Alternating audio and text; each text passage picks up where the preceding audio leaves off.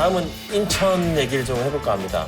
지금 대선 출마 지금 선언하신 분들이 여러 분 계세요.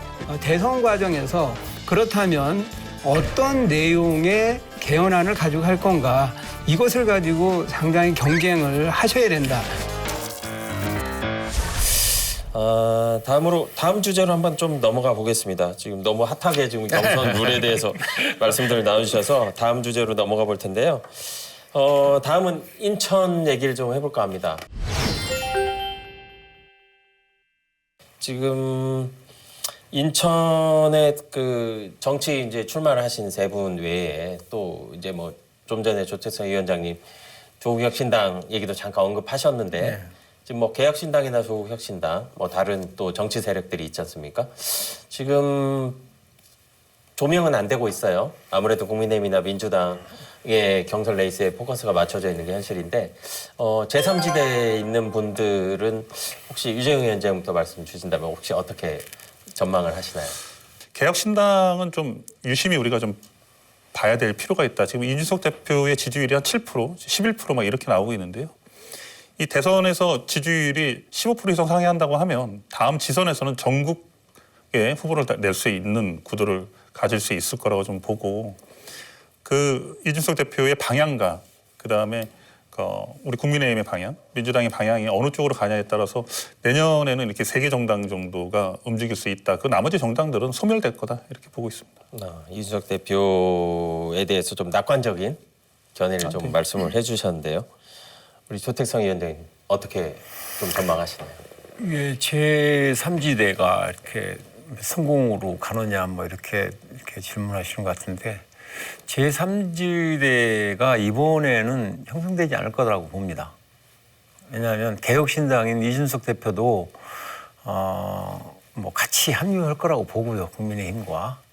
조국 그 혁신당도 결국 후보를 내지 않겠다라고 이렇게 본인들이 이렇게 발표를 했습니다. 그것은 왜 그렇게 냈을까라고 생각할 때, 조국 대표의 그 엄청난 그 검찰 그 공격에 당한 사람 아닙니까? 지금 구속돼 있지만 이런 부분에 있으면서까지 또 분열을 또 만드는 일을 하면 안 되겠다. 예전에 정의당의 심상정 대표가 나옴으로 해서 결국 0.74%로 실패했는데 그런 거를 자처하지 않겠다라는 게 좀 내막이 있지 않겠나 이렇게 생각해서, 정말 국민적 생각, 이번 내란이 터져가면서 거기에 큰 그 생각을 가진 정당이다. 그래서 그 평가를 국민들한테 받을 거라고 보기 때문에 그 총선에서 사라질 정당은 아닐 거라고 이렇게 생각합니다. 네. 제가 보기에는 이준석 대표가 국민의힘하고 합류한다는 얘기는, 제가 이준석 대표라고 그러면 전 이준석 대표하고도 그 소통을 하는데요. 저는 절대 합류하지 않을 거라고 봐요. 본인은 국회의원이 되는 게 목적이 아니고 장관이 되는 게 목적이 아니라 대통령이 되는 게 목적이기 때문에 이번에 본인의 존재감을 확실히 드러낼 것이고요.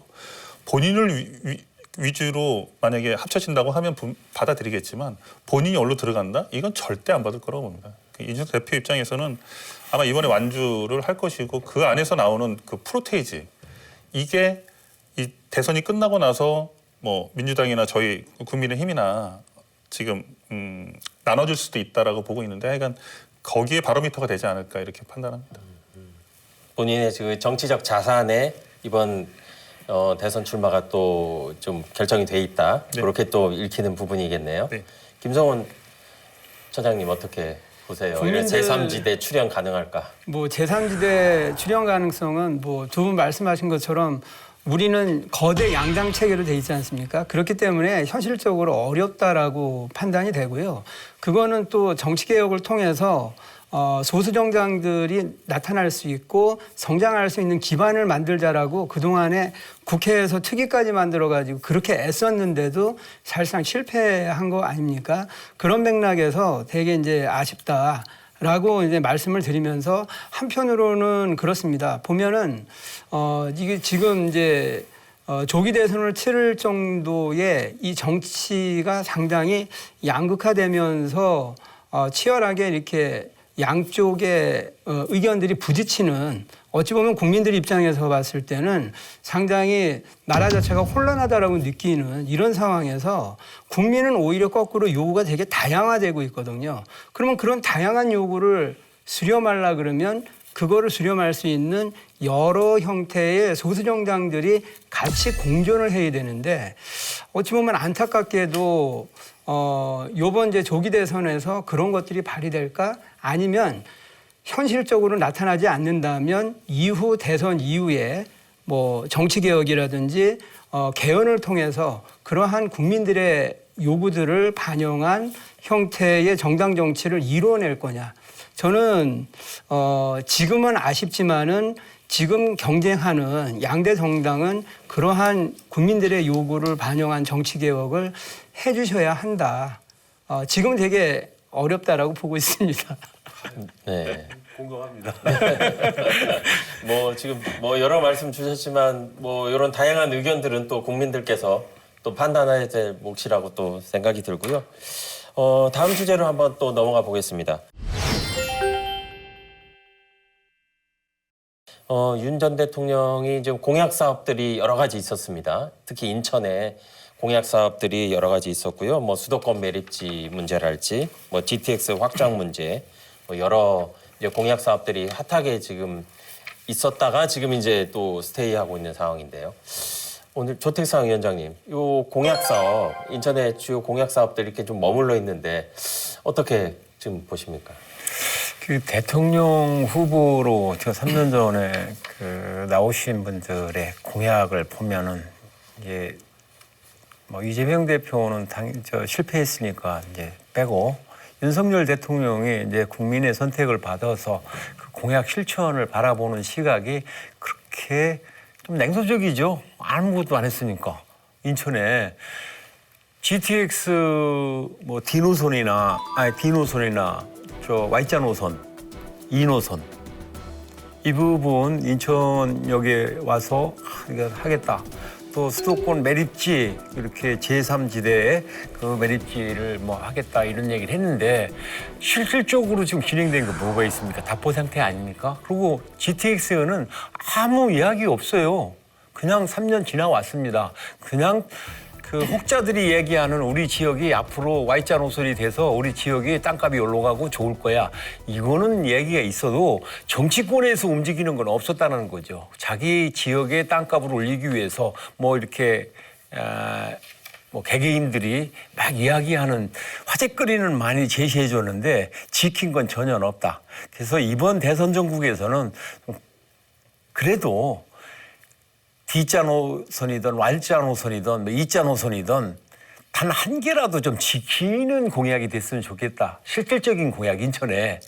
또 괜히 뭐 공약은 여러 가지 다 해놓고 안 지키는 것보다 한 개라도 얻는 게 낫지 않겠습니까? 그래서 좀 현실적인 공약이 나왔으면 하는 그런 바람입니다. 네, 이재명 위원장님 어떠세요? 여야 그 공약이라는 게 전 대등소이하다고 봐요. 예전에는 좀 차별화도 있고 뭐 이렇게 있었는데 큰 정책 그 국민연금이라든가 의료에 대한 문제라든가 이렇게 그 4대 문제들 이런 거 빼놓고서는 크게 엇갈리지 않는다고 보고요. 또 그게 지역 발전에 대해서 어떤 후보든 다 이야기를 해야 또 표심을 얻기 때문에 보통 이제 이렇게 봐요. 경의전철 지하 만든다고 하는데 20년 걸렸습니다. 지금 뭐 특별법 해가지고 진행되고 있잖아요. 이것처럼 행정은 연속성을 갖고 가기 때문에 어느 후보, 대선 후보가 누가 다니냐에 따라서 이게 이루어지는 게 아니라 좀 늦어지고 빨라지고의 차이지 안 되고 되고의 차이는 아니다. 이렇게 좀 말씀을 좀 드리고 싶고 기존에 윤석열 정부가 들어오면서 물론 일을 하려고 했죠. 일을 할 수가 없었던 것도 잘 알고 계시잖아요. 근데 이런 것들은 다 핑계고 그렇다 하더라도 유정부 시장이 시도지사 장으로서 훌륭하게 역할을 또 수행을 했고 또 엊그저께 B자 노선도 그 착공을 했고 또 Y자 노선 뭐 지금 국토부에서 계속 얘기가 중이기 때문에 이렇게 늦어질 수는 있어도 이게 진행되지 않지는 않는다. 다만 수도권 매립지 문제에 대해서는 저희도 할 얘기가 많은데 이 시간에 다 얘기할 수는 없을 것 같아서 그거는 뭐 따로 또 한 번 더 얘기를 해야 될 주제고요. 네. 양 당에서 이렇게 공격과 수비를 적절하게 하셨는데 우리 또 인천의 또 정책통이시죠? 우리 김성원 차장님 어떻게 보십니까? 이 공약 상태, 답보 상태인 점. 그러니까 인천 시민들 입장에서 가장 답답한 게 있습니다. 보면은 지난번 대선 공약을 보더라도 윤석열 대통령과 이재명 대표님의 공약이 사실은 대동소이해요. 그거는 이슈가 대동소이하다라는 얘기인데 그러면 왜 대동소이할까를 짚어보면은요. 보면은 대통령 선거가 5년이죠. 그러면 한 번만 더 치르면 10년이고 3번 하면 15년이에요. 국회의원 선거 4년이죠. 3번 지나면 12년입니다. 뭐냐면 그동안에 똑같은 공약이 계속 나왔다는 얘기거든요. 그거는 뭐냐면 그 사업이 오래 걸리는 것도 있지만 한편으로 보면 정치적 결단이 필요한 사안들을 입으로만 희망 공문을 했지 약속을 안 지켰기 때문에 그렇다라는 얘기죠. 그거는 국민들이나 인천 시민 유권자들 입장에서 보면은 여야가 지금 똑같은 상황이에요. 그리고 예를 들어서 수도권 매립지 문제도 보면 그 당시에 윤석열 대통령이 약속을 했고 이재명 대표도 이제 해결한다라고 했어요. 그리고 지난 이제 22대 총선에서 저희가 여야 국회의원들한테 이 문제 푸실 겁니까 했더니 다 푼다고 얘기를 했습니다. 그랬는데 지금 어떤 상황이 벌어졌죠? 그래서 국민들 입장에서 보면은 이 해묵은 과제 좀 털자. 그래서 아까 조책상 위원장님 말씀하신 것처럼 여러 개 할 게 아니라 정말 시급한 것들을 합의해가지고 이것만은 이런 방식으로 꼭 풀겠다라고 국민들한테 약속을 하고 신신당부를 받아야 되지 않을까 뭐 이런 생각이 들고요. 인천에 뭐 남기겠다라고 하는 공약 정도는 상징적으로 좀 심사숙고해서 하나씩은 좀 걸고 나오고 또한 좋은 결과가 나와가지고 임기 중에 해결하는 그런 모습을 보여야 되지 않을까. 뭐 이건 유권자의 절실한 심정으로 말씀을 드리는 겁니다. 어느 분 말씀대로 되면 네. 인천에 한 가지는 되게 될 것 같네요. 그래요? 예. 네. 뭔가 이렇게 네. 그림이 나오셨나 봐. 뭐 다 그 여야를 막론하고 다 같이 나오는 데서 공약도 뭐 대동소이할 거 아닙니까? 그러니까요. 그러니까 인천의 주자들이 다 똑같이 이렇게 주장하니까 이번에는 좀 다르겠구나라고 생각할 것 같네요. 이재명 후보가 인천 출신 후보는 아니지 않냐. 인천의 후보는 맞긴 하죠. 여기 이사 온 지 얼마 안 됐잖아요. 그죠? 지역구로 내려온 지 얼마 안 됐기 때문에 인천 후보 정도로 얘기하는 게 맞다. 인천 출신 후보는 아니다. 이렇게 좀 말씀 좀 드릴게요. 네. 아무튼 뭐 어느 분이 됐든 인천 지역의 그 현안 문제에 대해서는 정말 해결했으면 하는 바람이 크고요. 네. 정말 요 방송을 많이 보신다면 네. 정말 인천의 현안 문제는 어느 분이 뭐 당선이 되시더라도 정말 인천 주민뿐만 아니라 수도권의 또 문제이기도 하니까 이 부분은 정말 잘 해결해 주셨으면 그 임기 내에 하는 좀 바람이 있습니다. 네. 그러면 또 다음 문제로 한번 넘어가 보겠습니다. 좀 전에 얘기 나왔던 그 개헌 문제도 잠깐 언급을 하셨는데 지금 유정복 시장도 지금 지방분권이나 뭐 그 대통령 임기제 축소랄지 아니면 뭐 이런 부분들에 대해서 개헌을 좀 주장하고 있는 부분이 있습니다. 시도지사 협의회장의 그 역할로서 네. 개헌이 좀 요 대선과 맞물려서 어떠한 좀 작동을 할지 유재영 위원장부터 한번 말씀 좀 부탁드릴까요? 후보들이 양 당에 이제 결정이 되면은요, 내란 세력을 청산돼 개헌하자는 세력으로 붙을 것 같다. 저는 이렇게 봐요. 과거에 매달리는 선거를 할 건지 미래에 대한 선거를 할 건지 이렇게 말씀 좀 드리고 싶고요. 개헌이 필요하다는 국민의 응답이 한 67% 됩니다. 여론조사를 그동안 한 걸 보면 그만큼 이 제도적 문제의 한계를 분명히 국민들이 느끼고 있고 그 피로감 또한 굉장히 좀 많이 쌓여 있다고 보고요.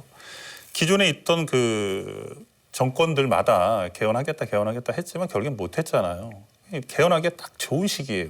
계절적으로도 좋고요. 하기도 좋은데 딱 한 번만 손들어 주면 개헌이 가능할 것 같아요.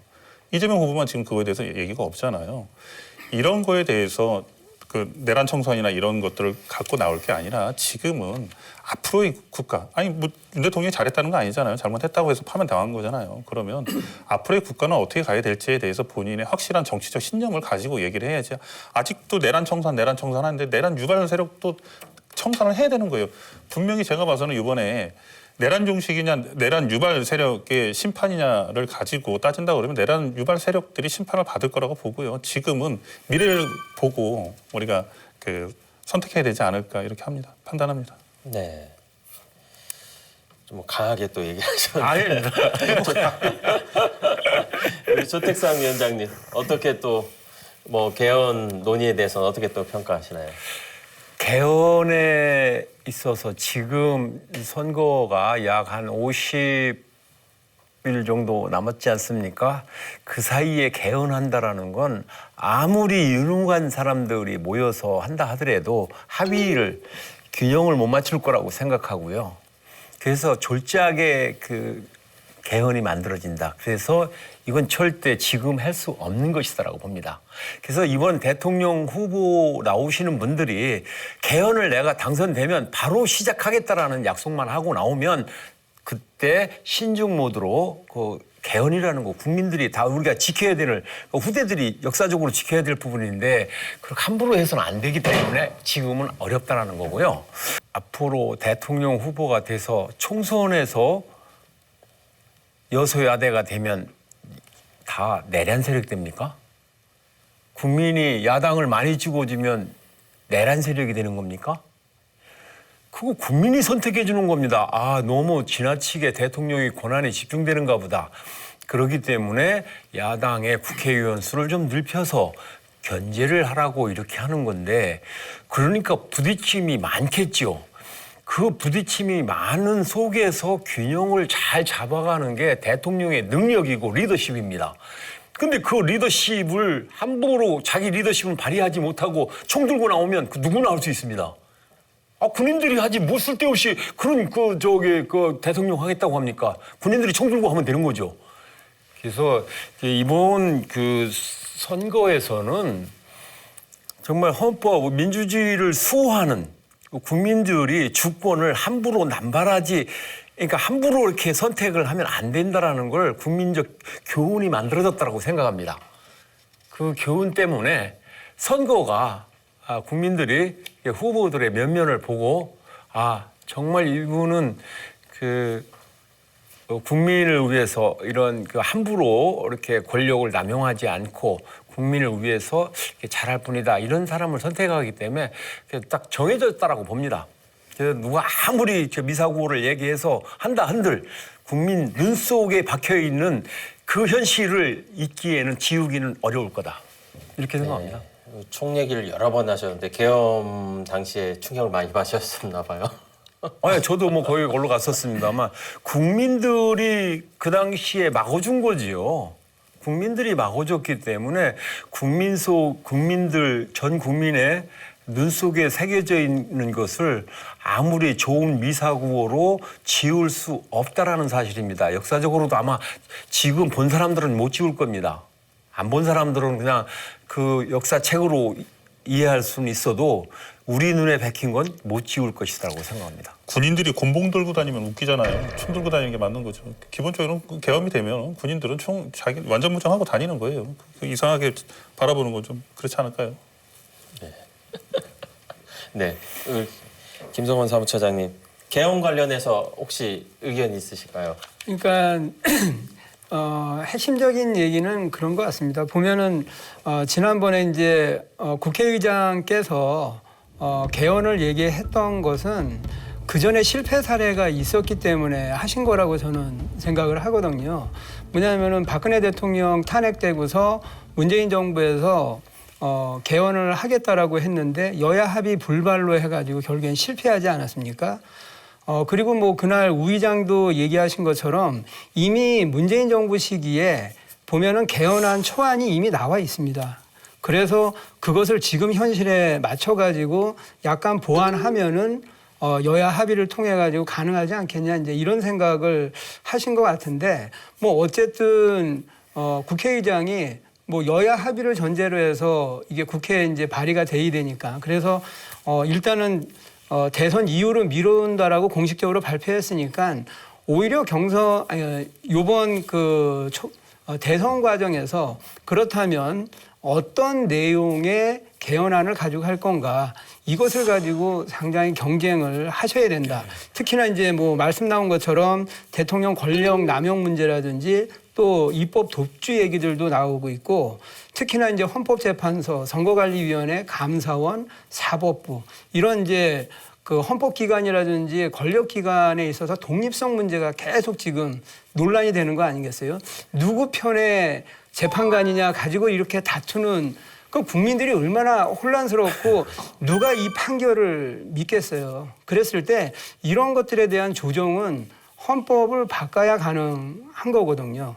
그리고 이제 뿐만 아니라 뭐냐면 이제 국민들의 요구들도 다양하다 보니까는 국민의 기본권에 대한 것들도 헌법에서 보완해야 될 부분이 많고 특히나 또 지역에서 정치하는 분들 아시겠지만은 그러한 탄핵 정국의 위기 상황에서도 우리가 버틸 수 있었던 거는 지방 정부가 그나마 탄탄히 버텼기 때문에 그래도 위기 상황들을 극복하지 않았느냐. 그렇다면은 좀 더 뭐냐면은 대통령과 국회에 있는 권한을 지방으로 과감하게 이양을 하는 이런 지방 분권적인 내용들도 담는 그런 개헌안들이 요번 대선 기간에 소개되지 않으면 그리고 약속받지 않으면 분명 선거 치른 다음에 또 여야 간의 갈등이라는 이유를 해가지고 개헌이 실패할 가능성이 있다. 그래서 국민들의 요구도 그렇고 새로운 미래를 위해서도 개헌 논의는 지금부터 활발하게 합의할 것들은 합의하고 가셔야 선거 이후에 막바로 뭔가 국민들이 바라는 성과들이 나오지 않을까 생각을 합니다. 저희도 보충 설명하면요, 이제 이런 것 같아요. 네. 지금 김동연 지사도 3년 대통령 하자 다음 총선에 맞춰가지고 그 개헌을 하겠다라고 하는 것처럼 지금 그 저희 한동훈 대표도 그렇고 저희 후보도 그렇고 여러 후보들이 다 3년 해서 임기 단축 대통령 그 개헌하고 물러나겠다라고 하는데 정말 이렇게 다들 그 약속을 하고 나온다면 모든 후보들이 여야 똑같이 하고 나온다면 정말 국가적인 한번 그 발전이 일어나지 않을까. 근데 딱 한 사람 때문에 못한다고 하면 정말 역사의 심판을 받을 거다. 그래서 이번 선거는 개헌 대 개헌은 아닌 세력에 붙는 싸움이 분명히 될 거다. 이제 앞으로 시간이 얼마 안 남았잖아요. 50일밖에 안 남았는데요. 가면 갈수록 이 문제와 이 화두에 부딪히게 될 겁니다. 혹시 또 추가로 의견 있으실 것 같아요. 좀 그 이상하게 말씀하시는 것 같은데 네. 그 이번 그 대선에서 지금 이야기한 거에 대해 반증할 수밖에 없는데 제가 방금 전에도 얘기했습니다만 3년, 그러니까 5년의 임기를 단축한 사람이 마치 민주당에서 이렇게 유발을 시켰다 이렇게 얘기를 하는데 민주당에서 예산 깎으면은 그 예산 깎지 말라고 총 들고 나오는 게 맞습니까? 그래도 뭐 자기가 그런 거 우리가 총 들고 나오라고 뭐 시키기를 했겠습니까? 대통령이 권한을 부임받았으면 그 부분에 있어서 국민을 위해서 좀 어려운 일이 당한다 하더라도 국민들한테 호소하고 총 들고 나올 수 있는 그 용기를 갖고 국민들한테 호소하면 안 되겠습니까? 호소해서 국민들이 다 알게끔 하면서 가는 게 맞는 것이지 그걸 못하고 지금에 와서 내란을 유발시킨 세력을 심판해야 된다? 국민들이 난 다 할 거라고 봅니다. 그거는 절대 그럴 일이 아니고 이번에는 헌법을 수호하지 않고 헌법을 무시하고 마음대로 했던 세력과 헌법을 수호하는 세력의 경쟁입니다. 그걸 갖고 이상하게 이렇게 말을 이렇게 미사고로 만들면 안 된다라는 생각을 갖고 있고요. 이번 대선 전국에서는 단 한 사람이 문제다. 그 단 한 사람을 위해서 엄청난 홍보를 해준 사람들이 바로 국민의힘입니다. 개헌은 위원장님 무조건 잘못했습니다. 잘못했고 그래서 심판받은 거잖아요. 탄핵 제가 얘기하고 싶은 건 뭐냐면 이미 저희는 심판을 받았다는 거예요. 대통령이 탄핵을 했고 국민 앞에 사죄했고 또 지금도 그런 모습들을 보여주고 있고 다만 아니 손바닥이 두 개가 있어야 부딪히는 거 아니겠습니까? 그 계엄이 일어난 그 과정과 이런 것들에 대해서 그래서 개몽령 얘기도 나왔잖아요. 그거에 대해서 국민들이 이제 심판할 때가 되지 않았냐라고 말씀을 드리는 거죠. 아유, 잘못된 답을 잘못되어진 답을 지우지 않고 가면 그 답이 계속 유지되고 있습니다. 그럼 나중에 그게 또 합법화될 수도 있어요. 지울 수 있는 건 지우고 깨끗하게 가야 됩니다. 잘못한 건 말로 잘못해서 끝나는 게 아닙니다. 선생님한테 우리가 잘못했습니다. 반성문 쓰고 하지 않습니까? 잘못하면. 그렇게 해서 그걸 지우고 가야지. 그냥 잘못했습니다. 이거 뭐 계몽하려고 했었습니다. 뭐 이렇게 했으니까 나는 다 국민들한테 사과했으니까 괜찮은 겁니다라는 거는 너무 맞지 않는 거라고 봅니다. 국민들이 받아들일 수 없는 그런 내용이다. 못 받아들인다라고 봅니다. 뭐 요 주제로 가면 1시간 더 가야 될 것 같아서 네, 이만 좀 제가 진행자의 권한도 좀 끊고요. 지금 마지막 주제만 남겨놓을 정도로 지금 열심히 지금 뭐 토론을 해주셨는데 마지막 주제가 자연스럽게 이번에 대선이 이제 끝나게 되면 이제 내년 6월이 또 지방선거입니다. 네. 자연스럽게 이제 지방선거로 이제 넘어가게 될 텐데, 이 지방선거에 이번 대선이 끼치는 영향? 네. 어떻게 좀 전망하세요? 유재영 의원님. 지방선거에서는 굉장히 좋은 영향을 미칠 수 있다. 그리고 또 인천 발전에도 한 걸음 더 다가갈 수 있고 또 영화는 숙제로 남고 있는 뭐 수도권 매립지 문제라든가 여러 가지 문제들이 있지만 이런 것들을 적시에 해결할 수 있는 원포인트 레슨 정도를 받을 수 있는 기회다. 이렇게 말씀 좀 드릴게요. 네. 좋은 영향을 끼칠 수 있겠다. 이렇게 또 전망을 하셨는데 우리 조택상 위원장님은 어떻게 좀 판단하세요?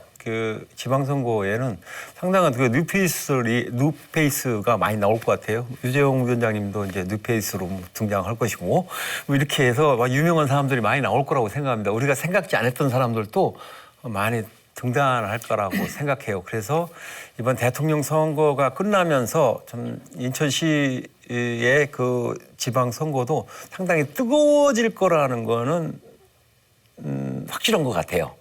지방선거에 출전하는 사람들도 우리가 예상치 못한 분들도 이렇게 기회가 만들어지는 그런 지방선거가 되지 않겠나 이렇게 전망을 해봅니다. 네, 이거에 대해서는 두 분 다 지방선거가 대선의 좋은 영향을 받겠다라고 좀 전망을 하신 것 같은데 김성원 차장님은 어떻게 보세요? 뭐 저도 같은 생각인 게 보면은 대선하고 이제 지방선거까지가 시간이 이렇게 크게 벌어져 있지 않기 때문에 그렇다고 보고 또 하나는 이제 연동되는 게 그 지점입니다. 보면은 이번 대선 시기에 치열하게 이제 개헌의 내용과 방향에 대해서 이제 로드맵이나 이런 것들에 대한 이제 말씀들이 후보 간에 있을 텐데 그래서 나오는 일정 중에 하나가 그렇다면은 개헌을 하기 위한 적절한 시기가 지방선거랑 동시에 국민투표를 해야 되지 않느냐 이런 안도 있거든요. 그러면은 대선에 있어서의 영향이 막바로 지방선거로 연동된다라고 판단할 수밖에 없기 때문에 그래서 요번에 대선에 있어서 각 후보 그다음 양당 간에 우리 국가의 비전 지금 이렇게 여러 가지 어려움을 겪는 것을 어떻게 극복하겠다라고 하는 것이 개헌을 중심으로 한 여러 가지 정책에서 나올 거라고 보여지거든요. 그게 이제 정치개혁 과제 아니겠습니까? 그래서 이런 것에서 승기를 얻은 것이 막바로 국민투표랑 지방선거가 연동이 된다 그러면 막바로 영향을 미칠 수 있겠죠. 그런 맥락에서 제가 볼 때는 이번 대선에서 충분히 후보와 정당 쪽에서 지방선거까지 염두에 둔 개혁과제를 가지고 국민들한테 경쟁을 하고 자기네들을 선보여야 된다. 그리고 국민들도 얼마나 피곤합니까? 보면은 지금 경제적으로 상당히 어려움들을 많이 겪고 있지 않습니까? 가뜩이나 미국의 이제 관세 폭탄 때문에 여러 가지 우리 제조업이라든지 경제가 휘둘리고 있는데 그런 상황에서 보면 이러한 것들을 극복할 수 있는 대안들을 내놓는 후보와 정당의 국민들의 관심은 쏠릴 수밖에 없고 그리고 그러한 것을 당리당략으로 해석을 해가지고 이게 폭이 좁게 접근을 한다라고 했을 때 어찌 보면 국민들로부터 외면당할 수도 있다. 그래서 저는 이번 대선을 잘 치르는 게 지방선거로 막바로 연결되지 않을까. 그래서 양대 정당의 대표자분들이 나오셨는데 정말 국민의 뜻을 잘 수렴해 주시길 바랍니다. 네. 네. 이번 대선 정말 지방 그 정치와 연결되는 그러한 중요한 선거인 만큼 정말 이번에 정말 좋은 분이 정말 그 각축전을 벌여서 정말 좋은 분이 당선되었으면 하는 바람이 있고요. 자, 이제 저희 끝날 시간이 거의 된 것 같습니다. 그래서 마지막으로 그 우리 시민분들께 그리고 콘텐츠 시청자분들께 조택상 위원장님부터 한 말씀 해주시죠. 카메라 보시죠. 대선이 뭐 시작되긴 했지만 선거가 이제 각 정당의 후보들이 만들어지는 거잖아요.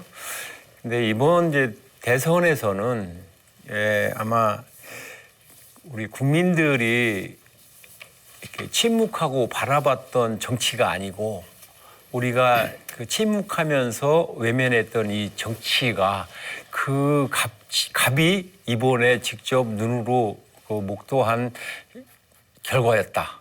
그래서 정치에 내가 참여하지 않고 그 외면하는 순간 많은 그 내가 원치 않았던 사람한테 지배당하면서 분노할 수밖에 없는 게 정치다.